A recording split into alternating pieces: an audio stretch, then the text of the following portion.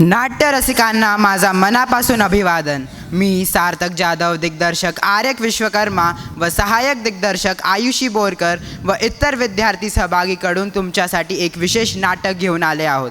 हे एक इटालियन नाटक आहे ज्याला आम्ही 6 characters in search of an author, the servant of 2 masters आणि सॅटर्डे संडे मंडे या नाटकांपासून प्रेरित करून बनवलेले आहे.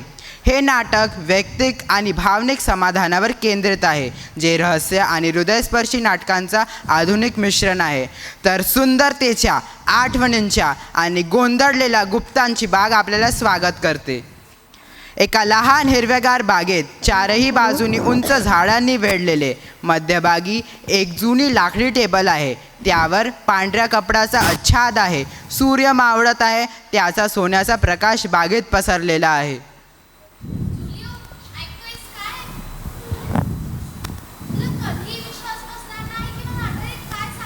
पुन्हा एखादं धुळीन भरलेली पुस्तक, कदाचित एखादी जुनी टोपी. एक वही, आईची वही. हे तू काय बोलतेस? आजी नेहमी सांगायची की आगीत सगळं नस झाला. मला माहिती आहे, पण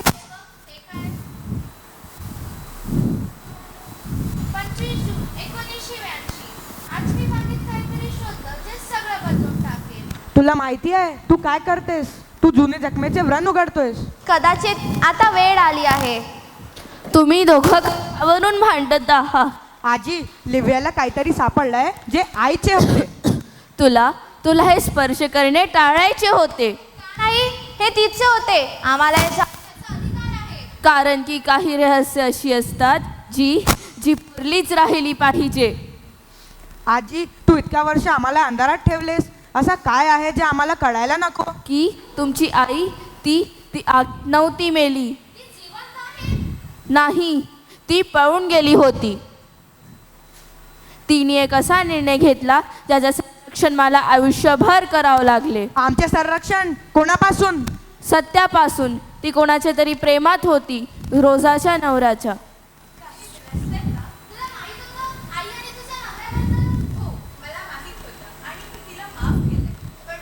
त्याआधी काय? आता पुरे काही उत्तर तुम्हाला स्वतः शोधावं लागेल. त्याच संध्याकाळी बाग आता सायंकाळच्या गडद रंगाने झाकलेले आहे. झाडांमधून मऊ चांदणं गळत आहे. लिव्या आणि जुलिओ जुन्या टेबलाजवळ उभे आहेत. त्यांच्यामध्ये वही उघडी ठेवली आहे. ते शांत आवाजात बोलत आहे.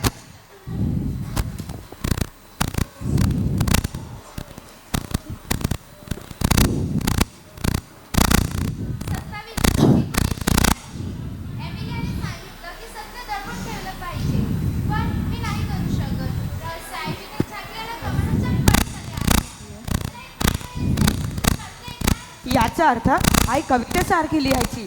आय वहीने झाकलेली कमान म्हणजे काहीही असू शकते. नाही, ती आपल्याला कुठे शोधायचं हे सांगत आहे. आजी नेहमी या बागेची इतकी काळजी का घेत असते?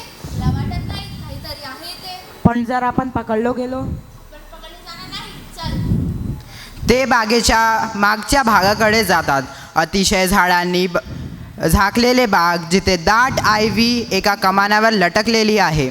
वारा वाहतो, पाने सडसडतात.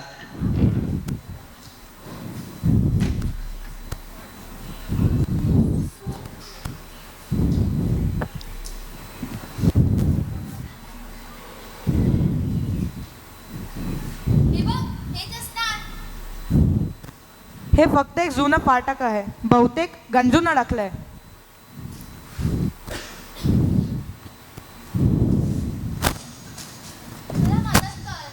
जर आजीने ऐकलं तर? तिने आपल्याला आयुष्यावर फसवलंय. मला धावणं बंद करायचंय. त्याला कुलूप लागलेला आहे. मला मदत कर.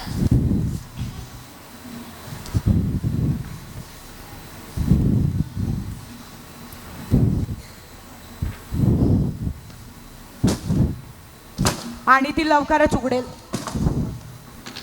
संदूक उघडल्यानंतर जुलिओला एक पत्र सापडते. माझ्या प्रिय एमिलिया, मी क्षमा न होण्याजोग केलं आहे. मी मुलांना आवडत नाही म्हणून नाही, तर इथे राहणं शक्य नव्हतं म्हणून मी निघून गेले. खोटं बोलणं, अपराधीपणा मला नष्ट करणारं होतं. रोजाने वचन दिलं आहे की ती बाळाची काळजी घेईल. कृपया एक दिवस लिव्या आणि जुलिओला सत्य सांगा. मी या पत्राद्वारे कबूल करते की माझ्या अजून एक मुलं आहे. रोजा. हे बघ, हे मला काय मिळालं? ती खूप लहान आहे आणि ती आपली बहीण असली पाहिजे. आजी आणि रोसाला हे माहिती होतं, तिने आपल्याला का सांगितलं नाही? कारण माझ्याकडे दुसरा पर्याय नव्हता. तू हे कसं लपवलंस? सत्य त्रासदायक होतं. तुमच्या आईने मला वचन दिलं होतं, त्यापुरे तुमचं संरक्षण करावं लागलं. तरी त्याच्यासाठी तिचं सत्य लपवावं लागेल. आमचे संरक्षण की स्वतःच्या? दोघांचे. मी सांगितलं होतं एमिलिया, त्यांना हे कळणारच होतं. तुला हे माहिती होतं का? हो, मला माहिती होतं. तुमची आई ती तुमच्यावर खूप प्रेम करायची, पण अपराधीपणाने तिला संपवलं. माझा नवरा तो एक चांगला माणूस नव्हता. जेव्हा ती बाळाला घेऊन निघून गेली तेव्हा मी तुमच्या बहिणीला माझी मुलगी म्हणून वाढवायचं मान्य केलं. तू तिला वाढवलं? ती इथेच होती इतके दिवस? हो, तिचं नाव क्लारा आहे. क्लाराला सत्य माहिती नाही. तू हे आम्हाला का सांगितलं नाहीस? कारण मला भीती होती की तुम्ही तिच्याबद्दल काय विचार कराल आणि माझ्याबद्दल काय विचार कराल. आम्हाला तिच्याबद्दल माहिती हवी होती.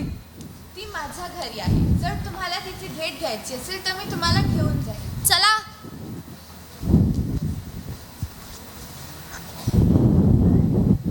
खोलीत मऊ प्रकाश आणि फुलांच्या नमुन्याने सजलेले फर्निचर आहे.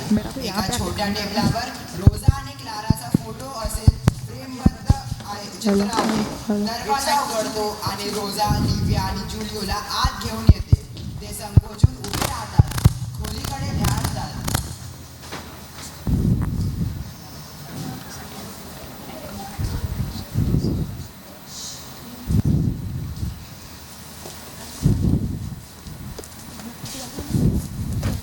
रोजा बागेत आहे. विचार करायला ती नेहमी बागेतच जाते. तिला माहित आहे का की आम्ही इथे आलो आहोत?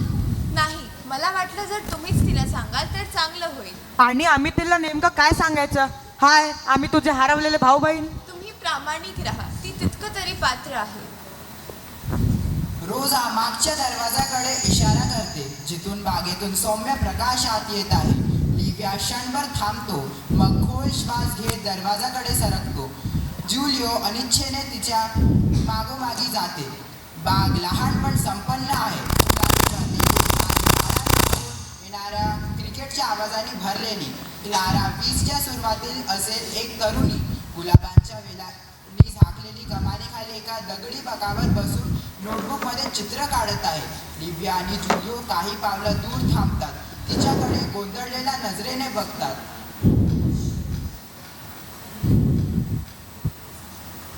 ती अगदी आईसारखी दिसते. क्लारा, नमस्कार, तुम्हाला काही मदत हवी आहे का? माझं नाव लिव्या आणि हा जुलिओ आहे. माफ करा, पण मी तुम्हाला ओळखत नाही. नाही, अजून नाही, पण आम्ही तुला ओळखतो. तुमचं म्हणणं काय आहे? आम्ही तुझं कुटुंब आहोत. नाही, हे शक्य नाही. माझं कुटुंब तर का तुझी आई नाही? नाही नाही, हे खरं असू शकत नाही. हे खरं आहे. हे आमच्या आईचं आहे आणि तुझेही. ती अगदी माझ्यासारखी दिसते. तिने तुझ्यावर खूप प्रेम केलं क्लारा. ती आपल्याला एकत्र ठेवू इच्छित होती, पण आयुष्याने तिला तो पर्याय ठेवला नाही. रोजाने मला हे का सांगितलं नाही? कारण नानाला वाटलं सत्य लपवणंच बरं आहे. पण आम्ही इथे आलो आहोत आता. आम्हाला तुला ओळखायचंय, तुला शोधायचंय. मला वाटतं मी आयुष्यभर याचीच वाट पाहत होते. लिव्या क्लाराच्या डोळ्यात अश्रू असताना हसते आणि क्लाराचा हात पकडते. जुलिओ तिच्या खांद्यावर हात ठेवतो. तिघेही गुलाबांच्या वेलाखाली कमानीखाली बसतात. अखेर एकत्र येतात. पार्श्वभूमीत रोजा दरवाजातून पाहत उभी असते. तिच्या चेहऱ्यावर दुःख आणि आशेचे मिश्र भाव दिसते. धन्यवाद.